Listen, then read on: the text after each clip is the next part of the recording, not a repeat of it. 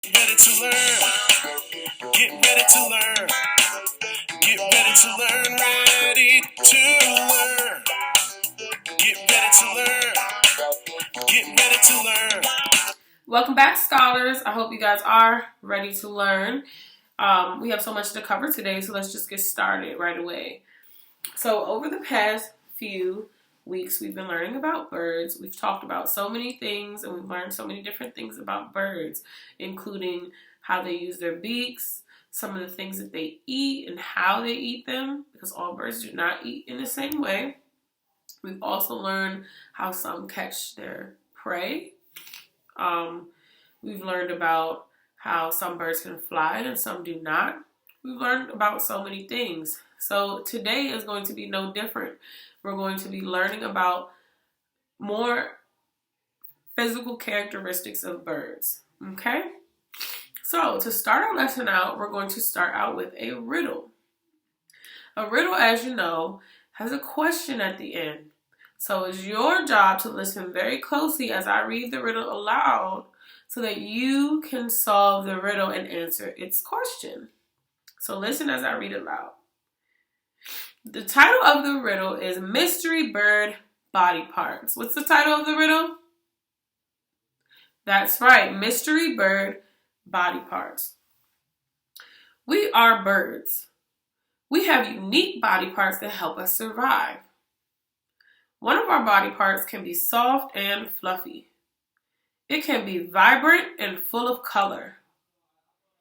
These body parts help some of us fly and others of us float on the water. Another body part of ours can be light or mighty. It can be tiny or massive, straight or curved. They help some of us crush, build, scoop, and pull. What are these special body parts? So I want to go back to the beginning of the poem and we're going to break this down into two different parts because there are actually two different body parts that they're talking about in this riddle. So let's start from the beginning. We are birds. We have unique body parts that help us survive. One of our body parts can be soft and fluffy. So think about a body part on a bird that can be soft and fluffy. It can be vibrant and full of color. These body parts help some of us fly and others of us float on water. Okay? So based on the information in the first part of the riddle, what body part do you think that the author is talking about?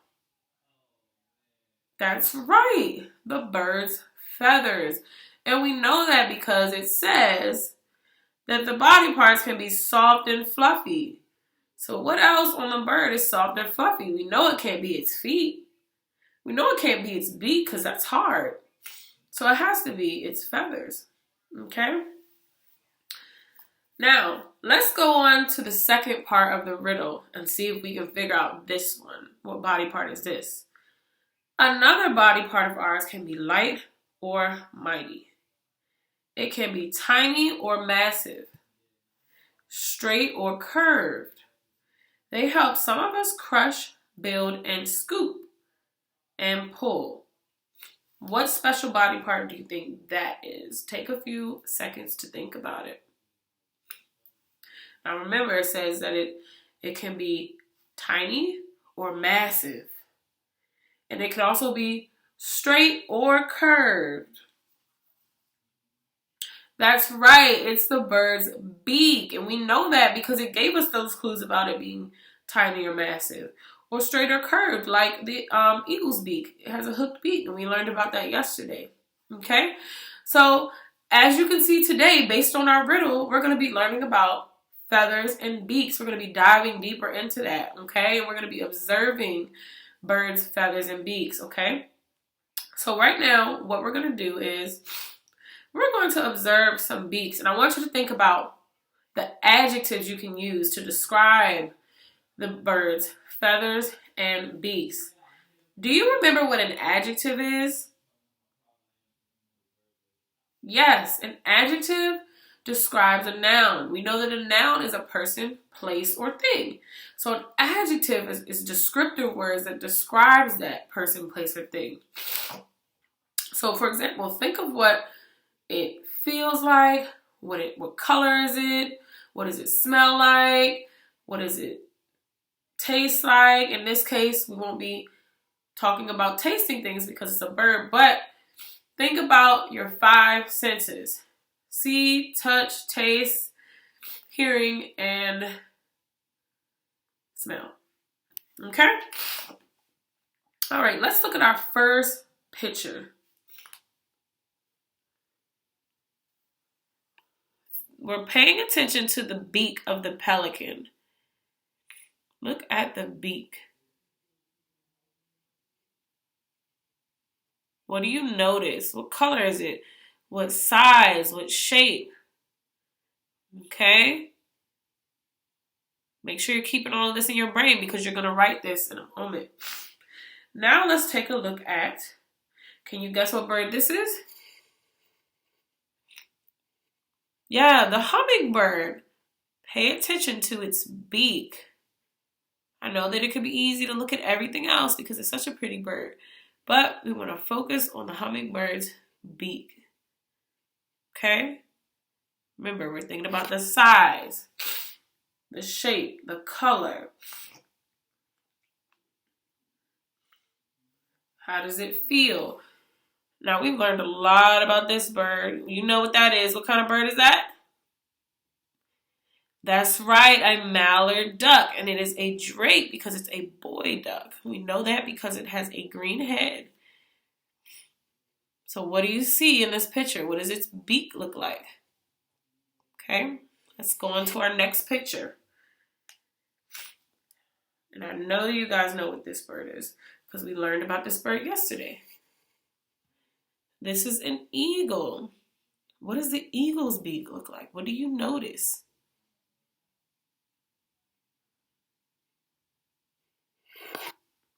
Okay, great job looking at beaks and staying focused, guys.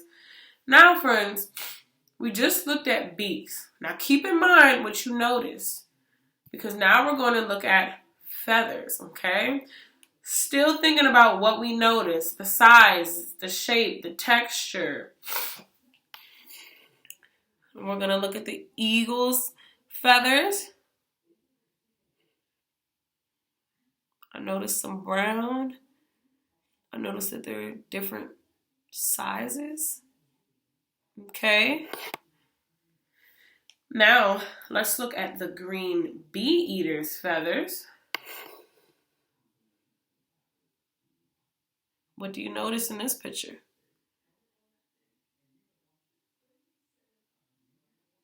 Look at his tail, the feathers on his tail. Okay. All right, and this is our last picture. Pay close attention. We're still looking at feathers. Focus on the feathers. What bird is this, friends? That's right, it's an owl. We know that an owl is a bird of prey. And we know that a bird of prey is a bird that eats other animals. So pay attention to its feathers. What do you notice? I'll give you a few more seconds. Ooh, sorry. All right. All right, scholars. You did an amazing job today focusing on the riddle and what you noticed about the different birds' beaks and feathers. So now it's time to get to your independent work. For your independent work, I want you to write what you notice about the birds' beaks and draw a picture of the beaks and what you notice. And then I want you to draw a picture of the feathers and write what you noticed about the feathers, okay? Now, we're getting ready for second grade. So we're getting ready for second grade. So how should we start our sentences out if we're writing about what we notice? We're going to write in complete sentences. That's right. We're going to start with I noticed. So for example, if Miss Williams wanted to talk about the pelican, if I wanted to talk about the pelican we just reviewed, Now, you can choose the pelican, but don't choose Miss Williams' response because I want to hear what your brain thinks, okay? So if I want to write about the pelican, I may start my sentence. I notice that the pelican's beak is long, thick, and orange, okay? Now, I'm going to do the same thing for feathers. Maybe I choose the eagle's feathers. And then I would start my sentence. I notice that the eagle's feathers are brown and fluffy, and they look like they're different shapes and sizes, okay? So again, friends, you can choose the same birds I chose if you want to, but I want you to get creative and tell me what you noticed, okay? Not what I noticed. And make sure you draw your picture. I can't wait to see you guys' responses and see you guys in the next lesson.